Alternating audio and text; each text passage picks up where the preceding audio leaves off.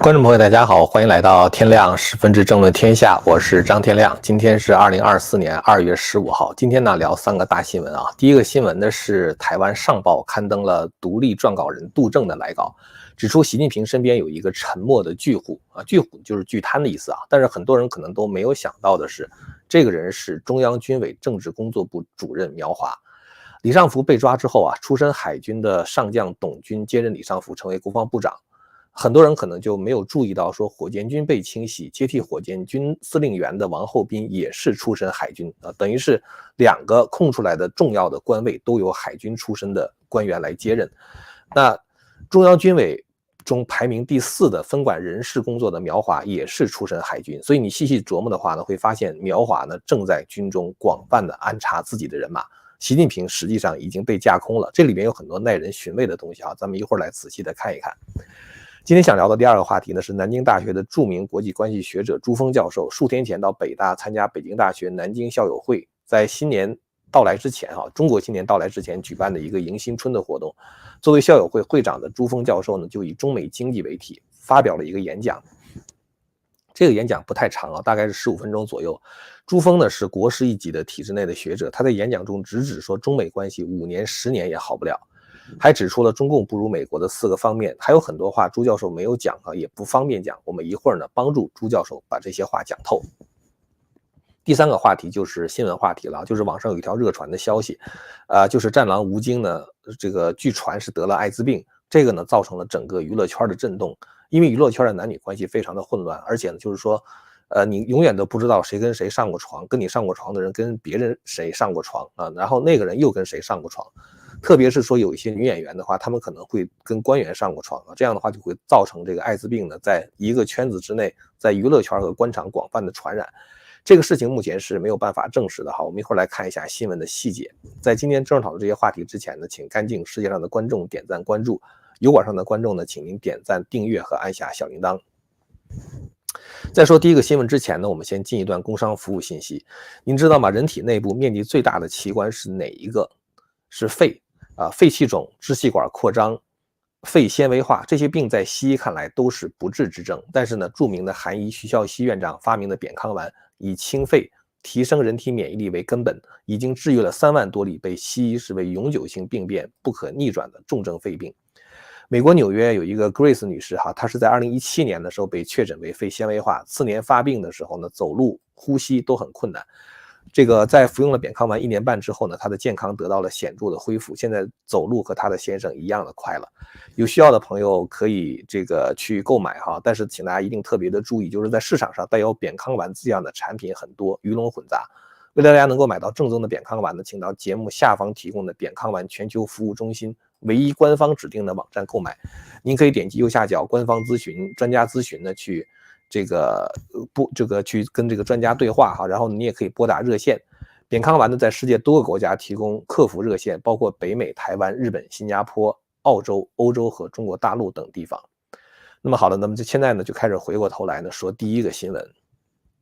这个呢是台湾的媒体上报的这个报道，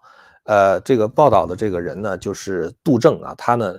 经常会讲一些关于军中的一些秘闻和军中的一些分析。那么这篇文章的名字叫做《习近平军中还有沉默巨虎》，指出中央军委政治工作部主任苗华才是巨贪，而且在军中呢广泛安插自己的人马。苗华是政工干部出身从他的履历来看呢，他在陆军跟海军都干过，但是一直都是在做政工的工作，政委或者政治部主任之类的官职。苗华是在2014年的时候到海军去担任政委，到2015年的时候晋升海军上将，2017年的时候到中央军委的政治工作部担任这个主任，同年10月进入中央军委，分管这个全军的人事所以就是说苗华呢相当于这个在行政这个体系中的中组部的部长那他在这个军委体系中呢，他是政治工作部主任的话，就是分管全军的人事。这个里面有一个非常值得注意的现象就是南华早报在去年12月16号的时候引用数据分析说，在习近平进入第3任期之后，他和中央委员会成员的直接联系比5年之前减少了。那么其中重要的原因之一呢，就是说他认识的人达到或者超过了官方退休年龄，也就是说，当习近平作为这个储君的时候，那当时他和中央委员们可能还有很多的接触，很多人他也认识。但是呢，等到他当了这个2届总书记之后呢，那么当时担任中央委员的人，一般来说你都得当正省部级干部才能够成为中央委员嘛。那这个一般来说他们也是任期2届，所以当习近平开始第3个任期的时候，他以前认识那些省长部长们就都退休了啊，省委书记就都退休了。这样的话呢，就是习近平跟他们就不熟了，就是和新一届的这些中央委员就不太熟。所以这个时候呢，习近平就倚重于常委会和其他这个政治局的成员，通过他们和中央委员们这个接触啊，产生更多的联系。所以呢，这个习近平和中央委员呢，这个整个这个中央委员会呢，已经日渐脱节了。这个结果就是常委会或者是中央军委的人，他们就可以架空习近平啊，因为你和他们之间都没有直接的接触，你也不认识他们，也不熟悉他们。在党和国家的这个行政层面呢，习近平是被蔡奇架空了啊，这就造成了即使如政府总理李强，他甚至也不得不听命于蔡奇。那蔡奇的话呢，他作为中央办公厅主任的话，也负责安排习近平的日程。那么谁能够见到，谁不能够见到习近平，那这个都需要蔡奇来安排。那么习近平所能够听到的话，也就是蔡奇想让习近平听到的声音，因为只有这么一个管道嘛。这个就像秦2世啊，当时这个等于是被赵高软禁在深宫之中啊，他所有的消息只有一个来源，那就是赵高。所以最后呢，秦2世也就被赵高杀死在了望夷宫。所以蔡奇的话呢，是在党和军队这个体系中啊，在国家的行政体系中啊，把习近平给架空了。那么在军队中呢，苗华就变成了习近平最倚重的人。这次提拔接替李尚福的董军呢，2014年12月份的时候转任海军副参谋长。这个时间点正好是苗华担任海军政委的时候，所以这个董军和苗华就非常的熟悉。而担任火箭军司令的王厚斌，2014年12月份也是晋升海军少将军阶啊，那个时候也是这个苗华担任海军政委。所以你会看到，就是这个董军也好啊，或者是王厚斌也好，他们其实都是苗华的这个部下啊，或者说他直接的部下。到2018年的时候呢，这个王厚斌上调海军总部任海军的副参谋长啊，然后2018年12月份的时候升任海军副司令，这个都是跟苗华担任海军政委的时间段高度的重合。如果你要说这个董军也好，或者是王厚斌也好，能力出众啊，专业对口，那么外界可能仅仅会把他们的被提拔理解成为一种巧合。但是问题的关键是，火箭军是一个高度技术化的军种，突然调来一个从来都没有火箭军履历的海军副司令来当火箭军的司令，这个呢就太反常了。所以就是说你会看到这次提拔的董军，都是苗华在让自己的马仔去卡位了啊，就自己的这个以前的部下去卡位了。因为苗华在陆军跟海军都干过，所以在陆军中呢，他也提拔他的人马。现在的东部战区司令员林向阳，这个呢其实也是苗华的人。林向阳在维基百科中，如果你要查的话，会发现就是维基百科把他说成是习近平的人啊，说因为习近平在福建任职期间呢，林向阳也是在福建当兵啊，所以二者在时间上有重合。但是时间上的重合本身并不能够说明问题，因为林向阳当时担任的这个军官呢，属于中低阶的军官啊，营长啊、团长啊什么之类，他跟习近平是搭不上话的，反而是跟苗华这个关系更近。就是林向阳担任就现在的东部战区司令林向阳啊，他担任营长、团参谋长、副团长、团长的时候，苗华是担任91师的政委和31军的政治部主任啊，所以他跟这个苗华之间只差2级啊，所以是可以说得上话的，跟苗华的关系会比较近，他不会跟习近平特别近啊，因为习近平就算是福建省委书记啊，或者之前曾经做过什么厦门的书记什么之类的，那你在和这个军队之间的话，就是在这个政界跟军界之间的话，也不会有太多的联系嘛。那么除了架空习近平之外呢，苗华或许才是名副其实的军中第一贪。在苗华当海军政委的时候呢，海军早已经烂透了。杜正先生在他的这篇文章中给出了一组事实哈，说在习近平的第一任期呢，海军就是腐败的重灾区。被公开通报落马的就有海军这个北海舰队的副参谋长海军少将程杰，有海军南海舰队装备部的部长海军少将汪玉啊，这就是习近平第一任期的时候，就海军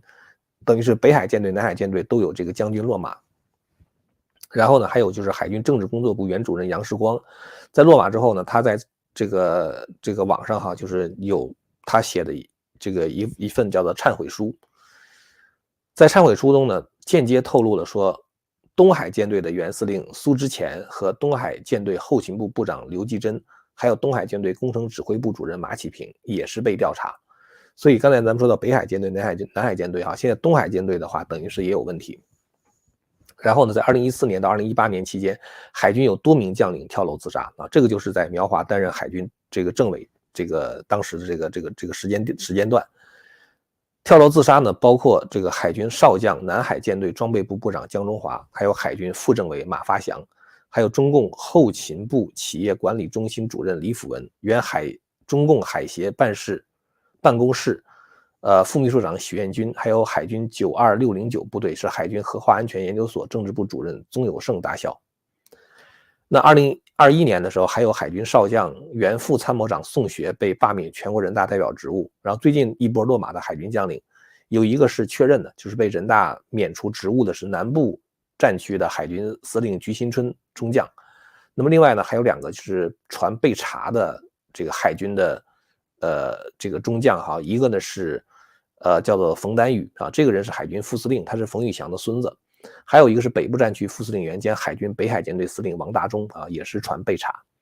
所以你会看到，就是说这个苗华担任海军政委期间呢，海军就已经烂透了在这么一个烂的地方，他当政委的时候的话，他能够独善其身吗？对吧？为什么这么烂的这么多的腐败的话他不查？难道他就真的对腐败就一无所知吗？那再有一个的话，就是苗华担任的政工系统他除了在海军任职之外，他在海军中也是担任政工系统，担任政委嘛。苗华担任的政工系统的贪腐就更加的可怕因为他们手握人事大权，所以谁要想晋升的话呢，必须得给上级送足够的钱才能够被如愿提拔。杜正在文章中提到说，曾先后分管政工的军委高层，一个是徐才厚，一个是张扬，都是惊天巨富。说2个人一人病亡徐才厚是肾癌，好像是吧？就是没有来得及审就死了。然后还有一个就是张扬，张扬的话是自杀。这个张扬外号叫张麻袋意思就是说他收钱和送钱都是用麻袋来装的。官方根本就不敢宣布张扬和徐才厚到底贪污了多少钱。这就是习近平所面对的军队的现状我们知道，从来腐败的军队都不会有战斗力，因为你的贪腐底下的士兵很清楚，是吧？士兵为什么要卖命当炮灰，然后让你们这些夜夜笙歌的腐败官僚去领军功呢？贪腐的将领，他之所以贪腐，就是因为他这个沉溺于享乐之中嘛，沉溺于物欲之中嘛，对吧？这种将领的话，他一定是贪财好色，他是不可能跟士兵们同甘共苦的。你不跟士兵同甘共苦，士兵们当然也就不会为你去卖命打仗这就是一个非常简单的道理。我在看到杜正先生这篇文章的时候，想起《史记》中有一篇叫做《李将军列传》讲的就是飞将军李广就是射虎穿石的这个一箭射到石头里边以为那个石头是虎就是这个飞将军李广。大家知道，在中国的史书中谈到古代的名将的时候，基本上这些名将都有这样的特点比如说李广他呢每次得到赏赐的时候，都把自己拿到的钱分给部下，然后呢他的吃的东西喝的东西跟士兵是一样的。他当2000担官员40余年2000担的话在汉代相当于省部级干部，他当了40多年的省部级干部。但是呢等到他死的时候，家里边都没什么钱，一直没有置什么产业就说他有什么钱的话，得到了皇上的赏赐，他都是跟部下就分了。所以这样的话，当然部下就会愿意为你卖命嘛。而且李广在出去打仗的时候呢，这个史记中说，广之将兵伐绝之处，见水，士卒不进饮，广不进水；士卒不进食，广不尝食。就是说他带个兵出去打仗的时候，走到这个缺水或者食物的时候，开始就是凿井取水嘛。凿井出水之后，如果士卒们不每一个人都喝到水的话，李广就不去喝水他一定是最后那个喝水的人。如果大家不把饭吃饱的话，李广就不吃饭他一定是那个最后吃饱的人。然后说他宽缓不苛，是以此爱乐为用。所以这样的一个将军的话呢，当然就会得到士兵终身的拥戴所以后来李广自尽而死的时候，那士兵们都痛哭流涕太史公在李广就是这个《李将军列传》最后他讲了这样一段话，他说：“传曰：其身正，不令而行；其身不正，虽令不从。”就是如果你自己做的不好的话，你下命令的话，底下的士兵是不听的；如果你这个做的非常好的话，你不下令，大家也会跟从你。然后呢，这个太史公就说：“他说余睹李将军圈圈如鄙人，口不能到此，其死之日，天下知与不知，皆为尽哀。他说李将军这个人呢，就是木讷啊，不是特别善于说话的人，但是他死的时候呢，天下的人无论对他是不是了解，都感到非常的悲伤。就是实际上他就是因为由于跟士兵能够同甘共苦啊，得到了大家衷心的拥戴啊，所以这个太史公最后说：谚曰桃李不言，下自成蹊啊。就像桃树和李树虽然不说话，但是大家自然会走到那儿去，那就是因为你的香气是吧？你的果实的甜美才招来的人嘛。所以就是说，像中共这样的一个靠贪腐治国、靠贪腐治军这样的一种军队或者是政府的话，它是在国际上没有竞争力啊，然后呢，在这个战场上的话呢，它也不会有什么战斗力。说完了苗华这个事儿呢，咱们再说一说中共的国师朱峰教授哈。朱峰教授的演讲大概是15分钟，他一上来呢就断言说中美关系没有5年10年不可能有根本的改善，因为美国的对华政策已经改变了说牢牢锁定中共呢是21世纪美国面临的最大的战略竞争对手。所谓的战略竞争对手是好听的说法，其实就是最大的潜在的敌人。那朱峰呢就提到说，这个美国在4大领域是领先中国的。第一个领域呢就是美国的科技创新和高精尖的制造业。他说我们现在是处在第3阵营第一阵营的话就是美国科技创新像什么 ChatGPT 也是美国发明的这些高端的那些科技的话都是美国发明的。他说像日本、德国之类属于这个制造业第2梯队，他说我们只能是第3梯队我们是从中低端向中高端过渡但是就是仍然是属于第3梯队。所以我们在科技创新方面在制造业方面的话是跟美国没法比的朱峰是这么说的。那么第2个就是跟美国不能相比的，就是美国的金融霸主地位。说美国不仅是世界最大的经济体，美元仍然是世界上最大的流通货币和储备货币，全球的金融稳定都离不开美元。他说人民币国际化讲了这么多年，全世界流通量大概只有 3.3%， 而美元在这个世界货币流通总量里边占到 62.8%。其实可能没有那么高了，我看到另外一个数据的话，美元大概是40%几，欧元的话大概占30%几，当然欧元不如美元，但这里边的问题是欧元它是欧元区通用的货币所以比如说这个德国跟法国进行贸易的时候，当然是以欧元结算是吧？其实在这个之前没有欧元的时候的话，那德国跟法国贸易结算的话，它也是要通过美元来结算的嘛。所以实际上就是说美元确实是全球第1大储备货币靠着美国强大的经济和军事实力去保证这个美元的稳定。他说第3个差距的话就是外交方面了，说现在这个打仗这个国际社会打仗就是打群架，你要是没有几个铁杆的盟友的话，你是没法上的。他说美国在全球有47个铁杆的盟友包括欧洲和日本等世界主要经济体。他说而中共的盟友就可怜了从伊朗到朝鲜到委内瑞拉到叙利亚，他说这些这个国家就是贴你，就是往你身上贴的话，你都觉得有点膈应是吧？因为它不能够为你带来正能量嘛。然后他提到说前2天外交部的副部长孙卫东到朝鲜访问为什么要去朝鲜呢？说因为金正恩哭着喊着想来中国，但中国是不愿意他来的说中朝贸易不到中韩贸易的10%所以说跟韩国的关系比跟朝鲜的关系更加的重要这是他的说法了但在意识形态上的话，中共还是贴朝鲜的。他说第4个中美之间的差异的话，就是话语权的差距。朱峰的原话说的很有意思他说我们觉得我们这么多年做得非常好，满世界说中国好，其实国际关系就像社会关系一样，你满世界说我自己是好人，别人就一定说你是好人吗？这个话讲得很逗就是我们整天大外宣讲中国怎么好但其实的话你满世界天天说自己好没有用那别人不会觉得你是好人的。所以他说国际关系就像社会关系一样的。所以他就提到了这个中美之间4大差距这个制造业、科技跟制造业然后呢在金融业，在这个外交这个领域，然后呢在话语权这个领域，他说这4个方面呢我们都不如美国差得太远了。然后朱峰还说中国去年经济非常不好不好的原因的话就是因为美国对华变脸了，说去年中国吸引外资倒退到28年之前，刚刚达到1998年的水平，也就是加入 WTO 之前的水平。所以你想那时候吸引外资的话，能吸引多少外资是吧？然后呢，他还告诫北大的青年才俊说，一定要客观、清醒、准确的这个去看待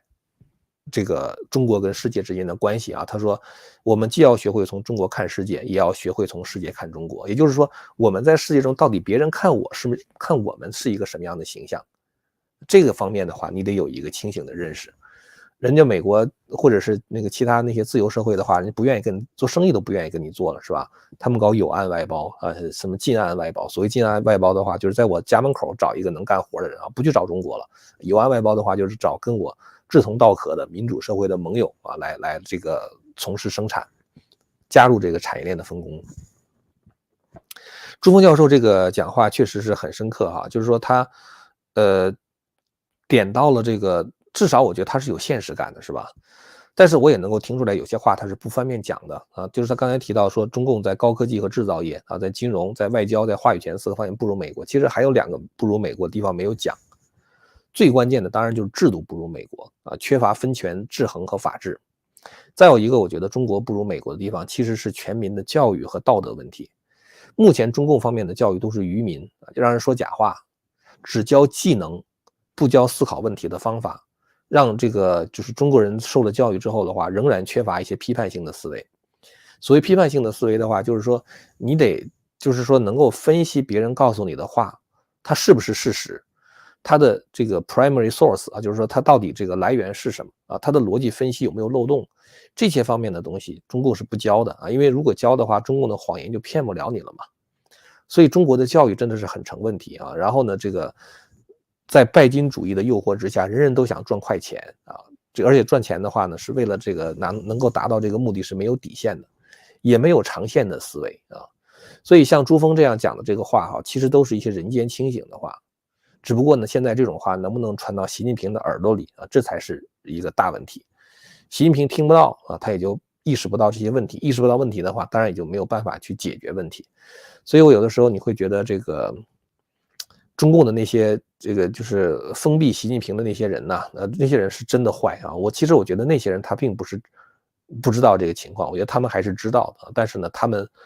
为了自己的某种政治目的啊，或者是个人利益啊，他们根本就不跟习近平讲这些话。当然，习近平自己肯定也成问题了，对吧？你这个东西上网，对吧？来听一听我们这个频道里面讲什么的话，当然你也就知道了嘛。最后呢，这个说一下这个今天的一个传说哈，就是这个战狼吴京呢，这个传说得了艾滋病。这个2月15号的时候，中外的社交媒体平台微博跟 X 啊，就是 Twitter 上都在热传说大陆知名的男明星啊，也在横店不幸呢这个得了艾滋病中招了，于是瞬间就引爆了这个娱乐圈，然后就有人爆料说这个人就是吴京。当然这个事儿爆料的这个点也很奇怪哈，就是有网友质疑说这个时候爆出这个大瓜是不是为了掩盖山东日照莒县除夕发生的那个灭门的惨案。那在这个推特上的罗翔，就刚才大家看到这个账号哈，这个推文，这个应该不是大陆的那个罗翔了啊，这个并不是那个真的那个罗翔，就是大陆讲法律的那个罗老师哈。其中就提到说爆料啊，这个吴京得了艾滋病啊，说现在中共国娱乐圈官场一片大乱，人人自危啊，排队做艾滋病的检测。然后呢，这个